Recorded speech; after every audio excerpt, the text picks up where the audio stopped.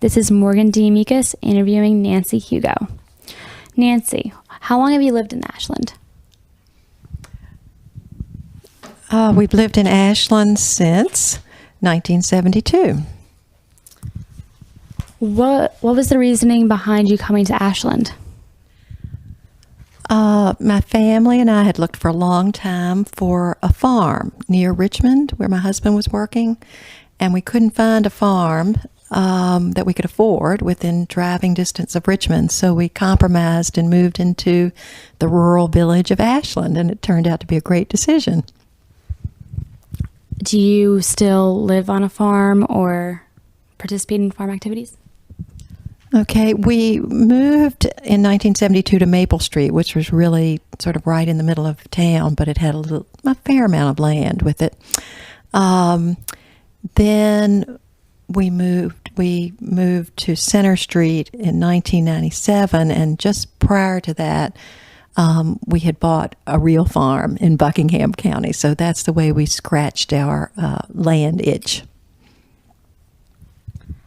Since you've moved a lot in living on different streets in Ashland, which was your favorite and why? Oh, that's a hard question because they were so different. Maple Street is where our children were young there, where it was their first contact with Ashland. There were lots of young families there raising children, and we were all friends, and it was just wonderful to share this small town with them. So I have a huge affection for that and a mulberry tree in our backyard that our children used to climb. When we moved to Center Street, that was entirely different. That was one of the Victorian houses. That was a very romantic and sort of exciting house, but probably a little bit too big for my sensibilities. I sort of like cozy better. And now we live in Gwathmey, which is a little bit out of town, a little bit south of Ashland, and a little bit more rural, actually, and we have more land. And here I have a little bit smaller house, more land, sort of. If this had been available when we first moved to Ashland, this would have been exactly what we're looking for. And here again, by that time, we moved here in 1997. By that time, we already had our lifelong friends in Ashland and weren't looking for more friends or wonderful neighbors, but we found them here, a whole new group of people, and we have a sort of nice little community out here, too, in addition to the Ashland community. You say that you had lifelong friends and you moved here in 1997. Do they still live in Ashland? Most of them do, yes. The Shalves and the Watsons have been friends of ours for such a long time, and another one of our close friends has died in the interim. But another very close friend on Maple Street, the Lillian Camps, were good friends of ours, and they're long gone. But lots of them are still here. Very nice. How many relatives of yours live in Ashland? None. I'm not, I can tell you how I learned about Ashland first. When I was a child and lived in Richmond, I used to ride the train out. My mother would send me out to spend an overnight trip with, I called her Punky, but her name was Bernice Flowers then. She was later Bernice Levin. But she would pick me up at the train, and I'd spend the night with her and her husband. So that was the way I first experienced Ashland, was a little, and of course, like a lot of kids from Richmond, I came out on the Santa train occasionally, but it was those overnight trips with Bernice Levin. Earlier, her previous name was Bernice Flowers, who first showed me Ashland. What did she show you when you came here? What were the things that you did? That's really funny. I'll tell you, my strongest memory is not so much of the town, but of the den room where her husband smoked cigars. That was a little sort of a frightening room. It was dark and had one of those stand-up ashtrays that you push the little lever and all the ashes go down. But I do remember her yard, and her yard became important to me when we moved to Ashland. We moved within a stone's throw of her house. We lived on Maple Street, and she lived on, what's the name of that street? A little street perpendicular to Maple Street. So we were round the corner neighbors, which was fun. And I've always loved gardening, and I called her Punky. Punky would let me cut. Of course, all my plants were not very mature. Punky had, beautiful Cunninghamia tree and a beautiful magnolia and lots of bulbs and what else? Cowslips. She gave me my first yellow cowslip, and I would, whenever I wanted to have flowers for the house, I'd go over to Punky's and pick.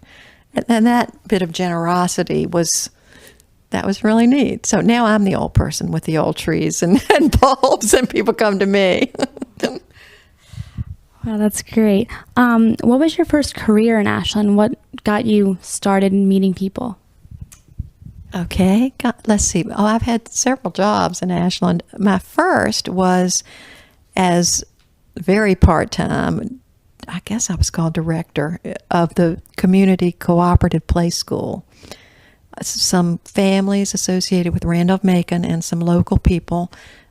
We started the Community Cooperative Play School, which is now at the Hanover Arts and Activities Center, in about 1973 probably. My daughter, Kate, was only 18 months old at the time, and the model was that each parent would work a day and, leave your child with some other. You'd work a day and then have a day off when you didn't have to keep your children. And some of the people who participated in that were Carol Wadlin and Jerry Bryce. He was the father who helped, and his daughter Julie and son Toby were among the first children in that little group too. And at that time, for a father to be doing it was sort of radical. And Diane Lillienkamp with her daughter Katie, several other people, but that was the first. Oh, other careers. Hold on. That was the first, and then let's see. Then I taught at VCU for a little while, and then I was the circulation librarian at Randolph-Macon, and then I taught in Caroline, and then I taught at Patrick Henry and at some elementary schools. I coordinated the gifted program in Hanover for a little while. Since you worked a lot with kids, have you seen them change the types of kids, what they do, what they look like, their education, now that you've been here for so long? Oh, sure. I'll tell you a funny story about that. And I forgot I was at Atlee the very first year that Atlee High School opened. That was, whoa, I was coming back to teaching after a while away from it, and that was probably the hardest work year of my life. I was split between Atlee and Patrick Henry High School. Whew, what a job. Anyway, the kids, I'll tell you, this, I don't really know the answer to that. The students, the young people that I know who are the same age as the ones I taught seem quite similar and equally wonderful. But I'll tell you a funny story. I can remember a faculty meeting at Patrick Henry, and I'd love to know if Condi Hopkins also remembers this, when she and I we were saying, but we don't want computers. We don't like computers. We want to have a choice in this. And whoever was the technology person at the time was saying, oh no, this is not a choice. This is coming. You can't resist. And of course he was right. Since you taught at Randolph-Macon and now you're a citizen in Ashland, do you see a separation between the two? Now, I didn't teach at Randolph-Macon. I was in the library, but no, I've never experienced that. Maybe people who lived here. I don't know. No, my friends have always included people affiliated with the college and people not. And to me, the college has always been the thing that took a little town and kept it from being provincial. There were always these wonderful events at the college, very few of which I take advantage of now, but still, there are people, you can have friends who care about ideas and books and are serious scholars, and that has been incredibly enriching to me. I'm sure that's one of the reasons I like the town so much, is because the college is here. You mentioned events at the college. Were there any events that stuck out in your mind that had just such wonderful memories from? Well, now one that I remember that probably nobody else does, and it was at the college. I'm not sure whether it was sponsored by the college, but Nina Peace, who is no longer with us, organized a square dance. I don't know exactly. I guess it was in the gym.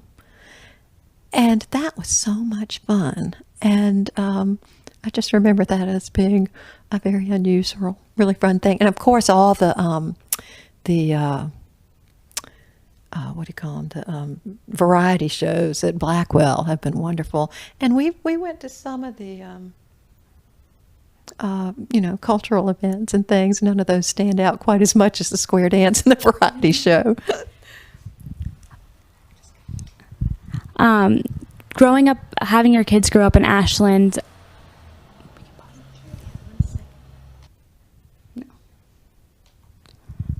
raising your kids in Ashland, how do you think their childhood was? Was it very, your kids playing with themselves, playing with the community? We thought it was wonderful. In fact, it makes me so sad now to see kids who can't, wait together on the bus stop without parents, or mine walked to school a lot of the time when they were at Henry Clay. It was so nurturing that one time our dog followed our daughter to school, and all we did, we got a call from the secretary saying, "Bear's here, you better come get him." And of course, I just drive or walk over there and get him. And I have told the story often that I thought they would call me if the hem came out of Kate's skirt. That's how sort of tight it was. Just very familial and wonderful. So yeah, that was good. And I don't know how to compare it to now, but it was certainly wonderful back then. How old are your children now? My son is 40 and my daughter is 36. Have they decided to live in Ashland? They don't live in Ashland. They both sort of toyed with the idea for a while, but they do live in the area. But one lives in Richmond and the other in Henrico. What was the parenting roles that you and your husband played in raising your kids? Parenting roles. I don't know. I would say shared. You mean, was he the disciplinarian and I the something else? The housekeeper. Well, actually, he worked right much, and the kids remember something that I don't, which is that he wasn't usually home for dinner. I don't remember that. I always thought he was there, but maybe he wasn't. Like, he did work at night a fair amount. But I'm sure I was home more. I worked most of the time or was in school, but I usually try to get the kind of job that would allow me to be home when the kids were. And so I'm sure I was home more than John, but he was certainly actively involved. Did you ever influence a religion on your children, or do you practice a religion that's known for Ashland? Okay. Well, we've been all over the place with religion. I think at the time we moved here, we were Unitarians, and then we started our own little family church, just having our own services at home for a while. That was interesting. Then I visited there was an active Quaker community in Hanover for a while, which I enjoyed, but right now I suppose I'm a Druid. Very nice. Where were the places that you used to shop? Do you still shop at those little local markets? Okay. I pretty much shop in Ashland. I mean, what do I go to Richmond to shop for? Not much. Occasionally go to the mall, but we shop at U-Crops. Oh, I do remember. Now, this is what you want, is things other people might not remember. The Safeway and the A&P were here. And, of course, Crosses has always been here since we were. That was wonderful. Really, the shopping area, the downtown along the tracks where the Iron Horse is nicer now than, it's all so pretty now. I think it's nicer than when we moved here. There was a little 5 and dime. In fact, anyway, right there on the corner where the ice cream, where the club car is now. See here comes a train. That's proves you're in Ashland.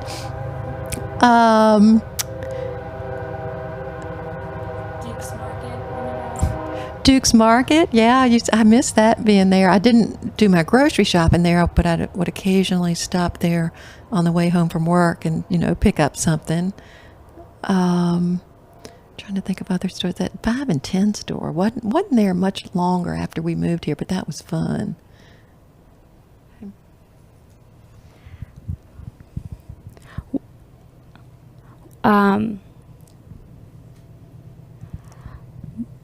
You have a lot of Ashland has a lot of historical buildings. Do you see the town restoring them, or how do you see them dealing with that? I think the town has done a good job of protecting its old buildings. What's so good about Ashland is the mixture. Not just the wonderful Victorian houses, but the Sears houses and the bungalows. And that's one thing I've always liked about Ashland, that it's all mixed up. There's not a good neighborhood and a bad neighborhood, or a rich neighborhood and a poor neighborhood. It's all mixed up.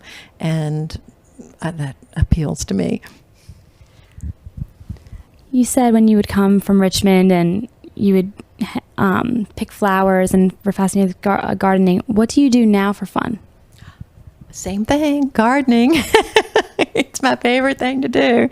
In fact, I didn't know we were going to have a structured interview, but the things that I remember most about Ashland are, particular trees and shrubs and rose bushes and that kind of thing. When some people notice architecture and other people notice wildlife or something, I just notice the plants. So, do you have any specific plants that you remember? Yes, of course, everything in Punky's backyard I knew well because I used to go over there and cut plants. Sarah Wright still has a wonderful saucer magnolia in her yard, and when we lived right in the middle of Ashland, it was sort of a rite of spring to watch for its petals to fall on the ground. Let's think what else. Oh, Susan Tucker's dark flowered lilacs. There used to be a wonderful old rose growing on the chain link fence that was beside what is now the group home on Virginia Street. I don't know what happened to that. I tried to root it once. Wonderful Japanese maples at Duncan Memorial Church. Oh, the crab apples in Tootie Majette's front yard. And I don't know whether y'all know about the tricycle tree at Randolph-Macon. Well, I think I'm going to write that up there's some tree planting, there's collecting stories, particularly about trees, but there is a tree over behind what used to be Dr. Blinko's house. It's now a fraternity house that has a tricycle up in it, antique tricycle that's been there since 1908. When Dr. Blinko was a little boy, they put it up in the tree to use the rim of its wheel as a pulley to pull things up to their tree house. And now the tree has almost totally covered this antique tricycle, and the tree is huge. It's a willow oak. I'll tell you more specifically where it is. I wish I could think of the name of it's one of the fraternity houses along the railroad tracks. It's not along College Avenue. It's across from, I guess those are soccer fields. Anyway, before you leave, I'll tell you exactly where it is because you need to go see it. Ashley used to have carnivals. Did you ever attend the carnivals or go to the movie theater? I had completely forgotten those carnivals. I have a precious picture of my daughter, wide-eyed, looking at a clown. I'd completely forgotten them. Completely. Yes, we went to the carnivals. The movie theater. Yes, we went to the theater, but it has been a very on and off thing in our tenure here. Sometimes it's operating and sometimes it's not. I actually thought about buying the theater once and went to talk to the owner, and there was about a 2-week period in my life that I thought I was going to run. I I can't believe it, but I actually thought about that for a while. You mentioned that you would walk to school if your daughter needed something. How else did you get around Ashland? Did you ride? Truth be told, we probably drove more than we walked, but in our little neighborhood, certainly everybody walked, and the kids could walk to school when we lived, Kate could walk to Henry Clay. It was, mostly they rode the school bus, but we rode bikes. Ashland is a great, as you know, bicycle town because it's so flat. You mentioned you rode the train when you were younger. Do you remember any other names of the train services or how the train has changed over the years? Well, I'll tell you a fun story about the train. Again, the frequency of passenger rail services sort of waxed and waned while we've been here. My most fun train story is I went every year as an adult to New York with friends on the train, and they would usually get on at Richmond, and I would get on in Ashland. But one time I got on with them at the Staples Mill and went to New York. Huge snowstorm, and on the way back, we asked. At that time, the train did not stop in Ashland. But we asked him on the way back. We were young and cute then, so we had some influence with the guys who worked on the train, and we were just playing around with him, flirting, I'm sure, and said, could they drop me off at my house? And they did. They stopped right in front of my house and dropped me off, which was so much fun. But what was the funniest part was my family had spent all morning digging the car out to go get me. Then they were at the Richmond station waiting for me, which was sort of embarrassing, but it was still neat to have gotten the train to stop right in front of my house. How about the trolley? Was the trolley around when you moved to Ashland? The trolley was not around when I moved to Ashland, but you should the trolley, and before that, the electric train, believe it or not. There was something even more monumental before the trolley came. It ran right up here where we live now, is near the old trolley line, and it's just so amazing that wonderful piece of transportation dropped out. That what will we give for it now? I'll tell you what did serve Ashland, though. I forgot to tell you about for a while. I worked at the General Assembly, and I rode the bus to Ashland every day. Now, that's really interesting to think that Ashland when we first came to Ashland had reliable two kinds of bus service. Both the Greyhound bus stopped here, and there was a sort of a local bus that went to Richmond. And a lot of commuters and people who worked in town rode it. And I rode it back and forth to downtown Richmond every day. And it was really wonderful because nobody could ask you to work late. You had to say, gee, I'd just love to, but my bus leaves at 4:45. But it startles me that now, with a bigger need for public transportation than ever, we had it, and now we don't anymore. Anyway. Have you ever thought of going to council meetings to try and get those transportations back? Oh, I used to be much more active in politics. I'm sort of embarrassed to say my interests have gone sort of totally to the natural world now and other things. But I do. Not long ago, there was a petition going around to get bus service back. I think the town was going to have to subsidize it, and there was some controversy about it. But I definitely signed it, and I was very much for it. But yeah, I'm afraid I should be more active, but am not on that. When you weren't active in politics, what were some of the issues that you can remember? Well, one of the first meetings of Citizens for Sensible Growth, which was sort of our first, to my knowledge, planning environmental group in Hanover, the issues were how fast and in what way was the county going to develop. And the moving force behind that was Margaret Miller, who was sort of a mentor of mine at that time. She was the wife of Dr. Schuyler Miller at Randolph-Macon. Quite I can't think of the right adjective, powerful woman. And we worked really hard with the Planning Commission, with the Water Control Board, with the Town Council, with, every, there goes another train, perfect, with all the appropriate officials to try to influence the comprehensive plan in terms of how the county would develop and how much. That said, what were your views on Walmart coming here? I was opposed to Walmart, although I totally understand the fact that they do have inexpensive things that, make life more comfortable for a lot of people. So, Walmart and things like Walmart worry me because I do think they have a bad influence on local businesses, but a negative impact. But lost that one.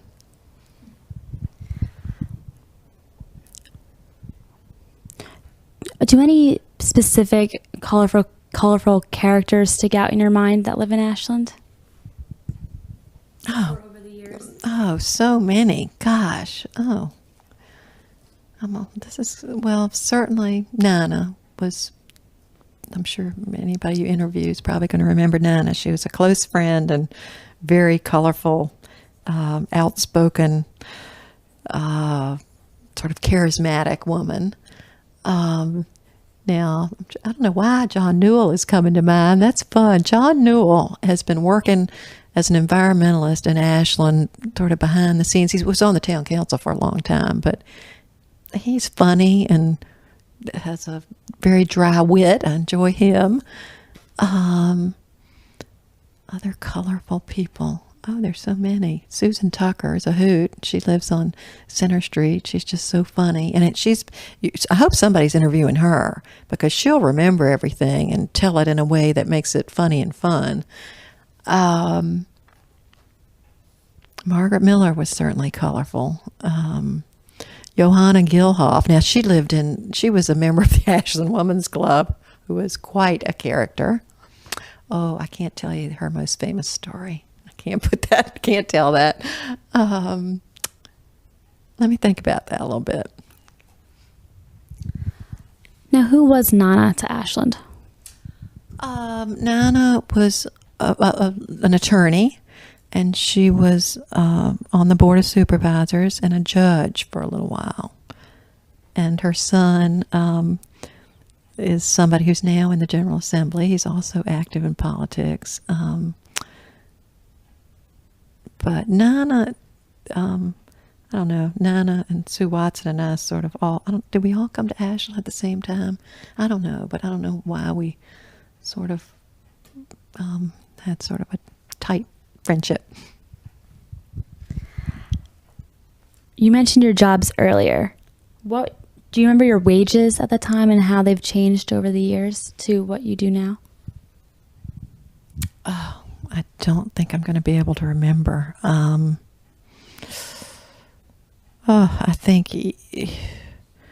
don't think I ever made more than $30,000 teaching school.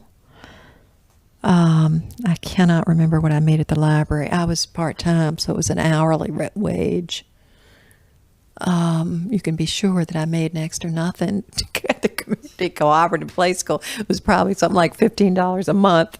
I don't really know how much it was. I honestly don't remember my salaries. The only time I ever made any money that counted was when I worked at the Lewis Skinner Botanical Garden. So I don't, it always was pretty low. And what's your occupation now? I am a writer, and I have a small business called Flower Camp in Buckingham County. Very nice. What do you know about the CCC camp?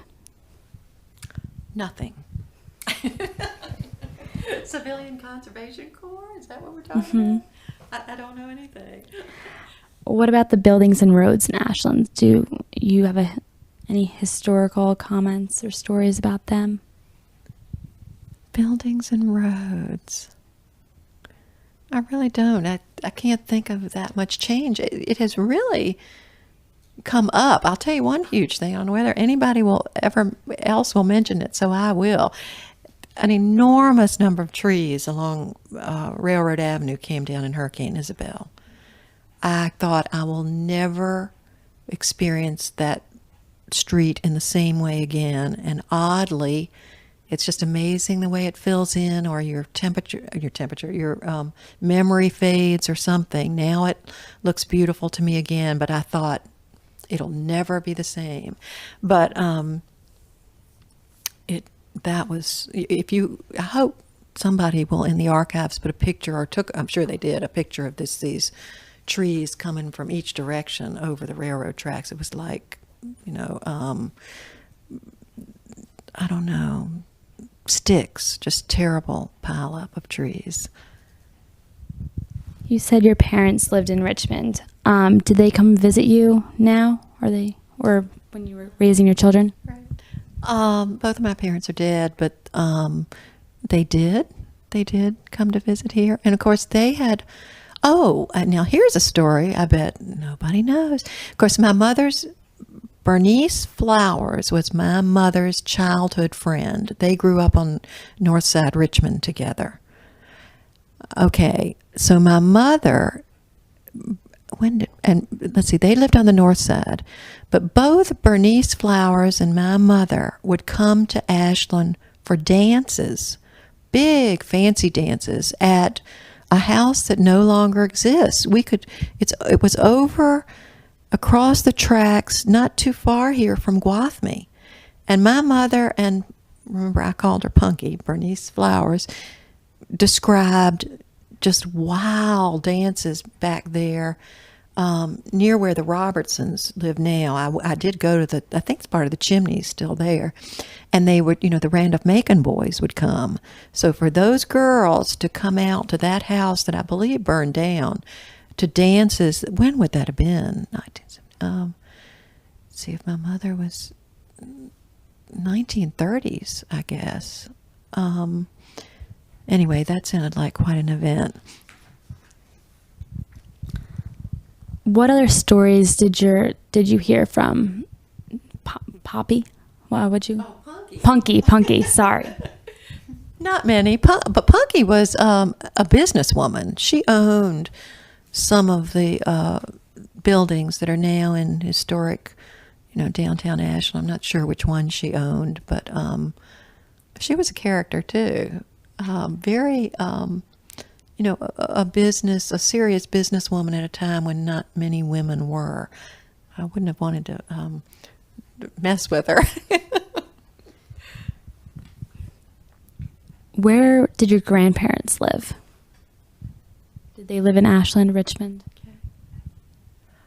I didn't know my maternal grandfather. My maternal grandfather grew up, she didn't grow up in Richmond. I think, where did she grow up?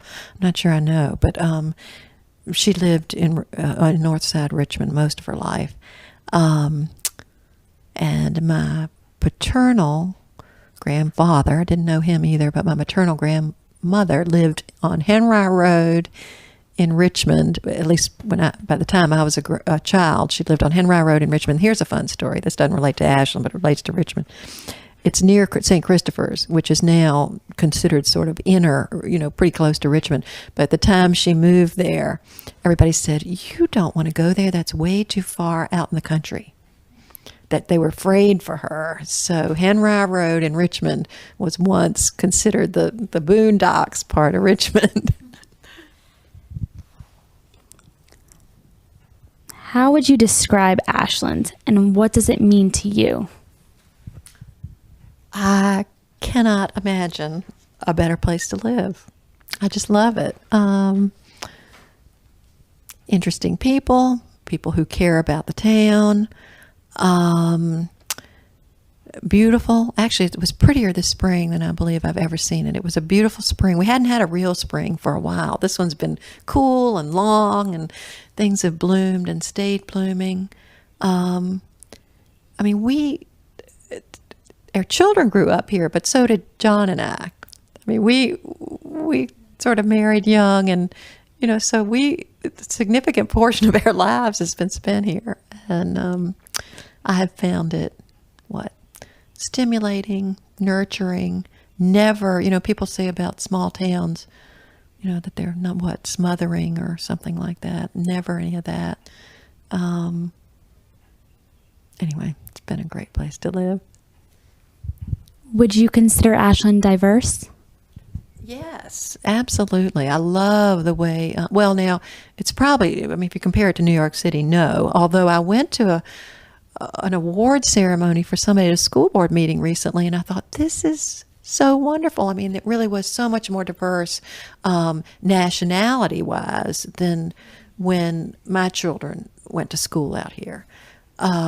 It was always racially pretty mixed, which was wonderful, and that was one of the things I loved about Patrick Henry and Henry Clay and Gandhi for my children. I deliberately wanted them in a racially mixed environment, and they had lots of black friends. In fact, my son, from the time he was a little boy on Maple Street, the kids from Berkeley Street would come over and play football, and I still run into those kids all over town. I love it.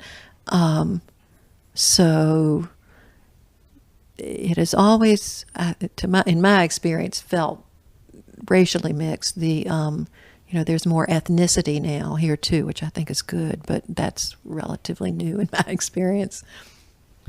You said that children would come over from Berkeley Street. Was that predominantly African American society? Yes, we lived on Maple Street, and Berkeley Street was predominantly black families, and they cut through.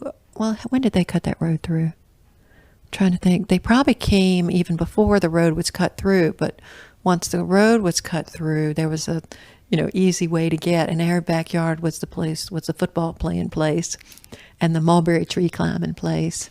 And my husband could tell you everybody's name. Oh gosh.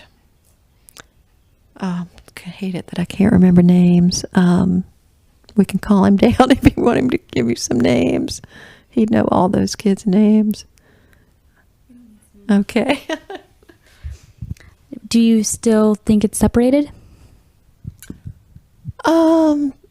Probably some, although I went to, what was it, the Shiloh Christmas concert. Their choir did a wonderful Christmas program, and that was just wonderful. In my experience, there have been African American people. Our principal was Mr. Oh, I can't forget it. How could I possibly forget his name? I'll have to call John. This is ridiculous now. I'm scared, so I'll forget everything. It'll come to me. But anyway, the wonderful, everybody will know him. He was on town council too. The principal at Henry Clay was black, and that was good for our kids to have a black person in authority from day one. There have been, people in politics. It just always felt mixed up to me, which is a good thing. You also mentioned that you still see your children's friends in town. Do you think the majority of them remained in Ashland? I have no idea. I would say it's probably about half and half. But this morning, I had to go to the laundromat, and there I ran into a young man who was in my son's Webelow troupe when I was the leader, the one who did the Webelows. And I probably had not seen him for 30 years. And really, I have a very bad memory, and I appreciate the fact that they have better memories than I do. And it is the most pleasant thing when he came up and said, "Miss Hugo," I just so appreciated that he, made that effort and stirred up a piece of my memory that I'd sort of lost. he had a respect for you. When you came to visit when you were younger, was there a certain way that you were supposed to act in front of adults? Oh, well, I was evidently a holy terror, so whatever I did was wrong. I think I was famous for being not very cooperative. Maybe that's why they sent me to Ashland. I don't know. So Funky could take care of me. I don't know. I honestly don't remember well enough. All I know is whatever was required, I didn't usually do it. What were some of the gathering places that you and your friends would meet when your kids were growing up? Let's see. The McGowans lived down the street from us on Maple Street, and they had fairly frequent parties. Mostly it was just the kids going from backyard to backyard. The Monroes, Bev and Stu Monroe lived across the street from us, and both their son Gavin was a friend of my son Jay's, and their daughter Shannon was a friend of my daughter Kate's, and it was just always sort of back and forth up and down the street, and there wasn't anything like a pool or we did all do things at the community center. In fact, I remember a wonderful Halloween event we all participated in at the Arts and Activities Center. That was fun. We decorated it and had little play areas for all the kids. And I remember Nana was Alice in Wonderland. The community, I guess the Arts and Activities Center was maybe the center of most activity, because that's where the play school was, and they had art shows there and things like that. Oh, and concerts occasionally. Since you and your husband married young and moved to Ashland, was there anything that you guys participated in as young adults that... Okay, well, we had lived before moving here in Alabama and in California, so we weren't that young when we moved to Ashland. But neither of us have been particularly active in, community groups and that kind of thing. I was in the Ashland Women's Club, but we haven't been. We've done a few civic things, but not a whole lot.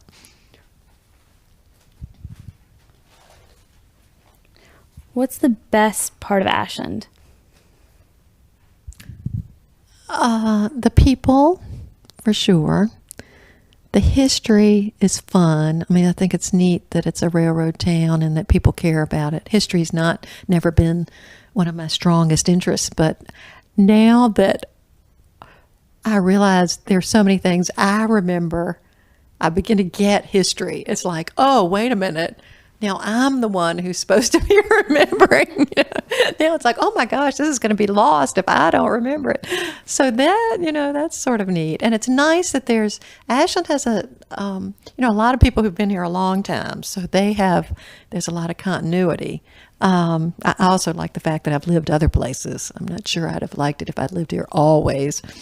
And of course for me, the trees, trees are huge in my experience, and Ashland has some good ones and lots of old-fashioned plants. In fact, you could, when we lived closer to the center of town, you could sort of watch as people shared plants and they moved from garden to garden. And there's even a sort of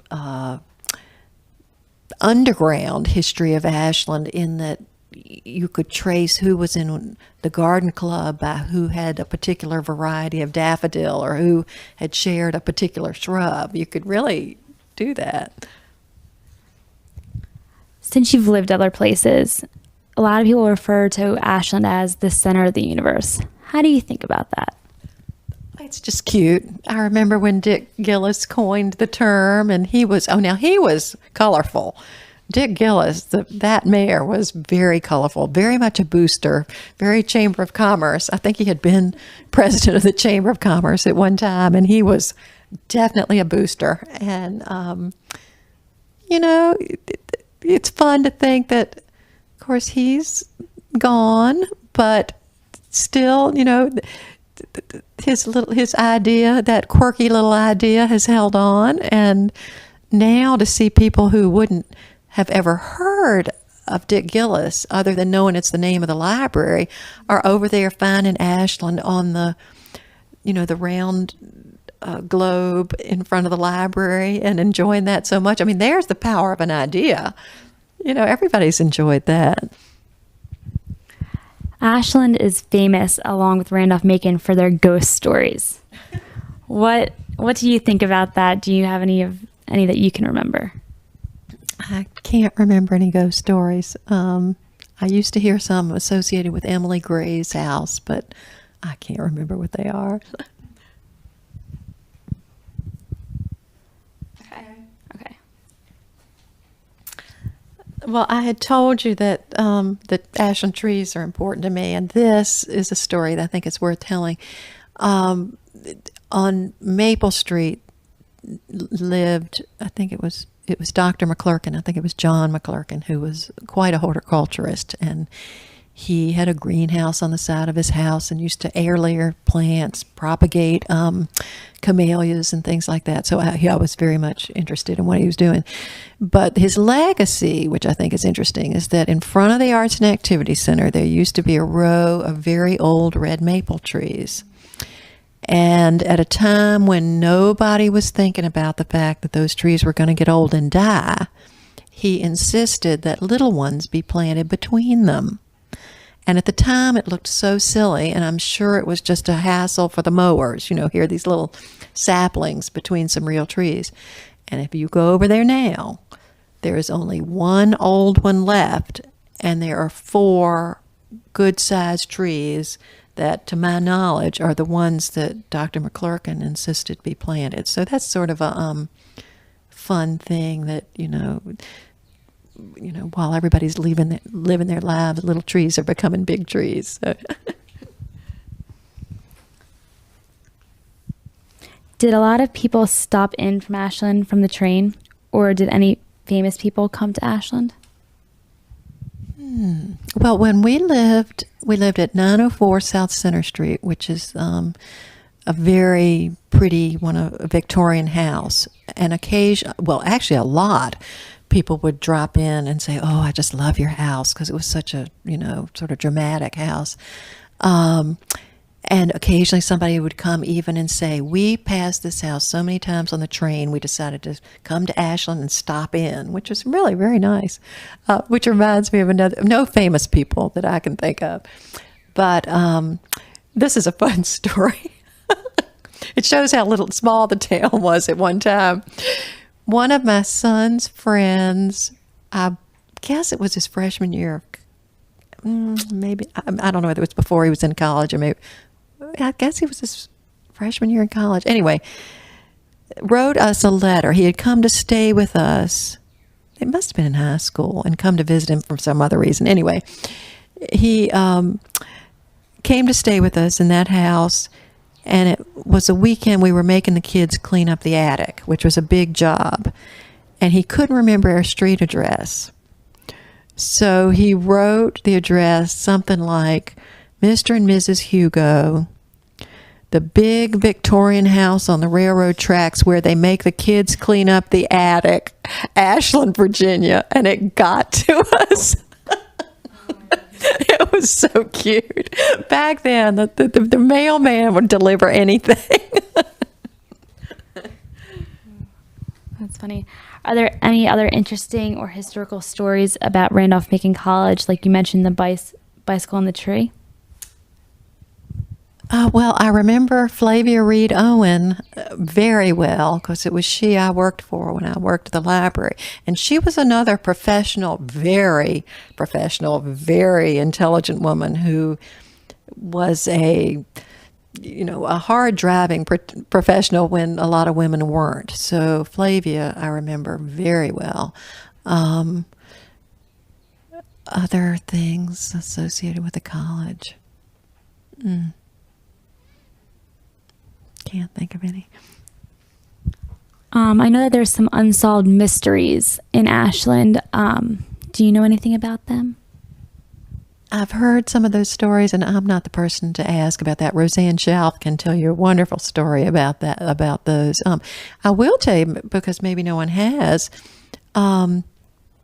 next to our house at 904 South Center Street, if you looked the next lot, one lot north, same side of the street, there's a concrete stairway that leads to nothing. There are now a lot of pine trees planted there, but that concrete stairway is still there. And there used to be a house there.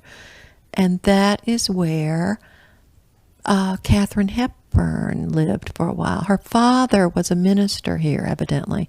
Now, I may be getting my facts a little bit balled up, but that was the Hepburn house. I think he was a minister here. But the house had burned down long before we ever moved into the one next door. But that's sort of fun. It's a little vestige, just those stairs. It's like the tricycle in the tree, something to remind you of what went before. That's wonderful. Just be like, thank you so much, Nancy Hugo, for the interview. Thank you so much, Nancy Hugo, for this wonderful interview. This concludes it.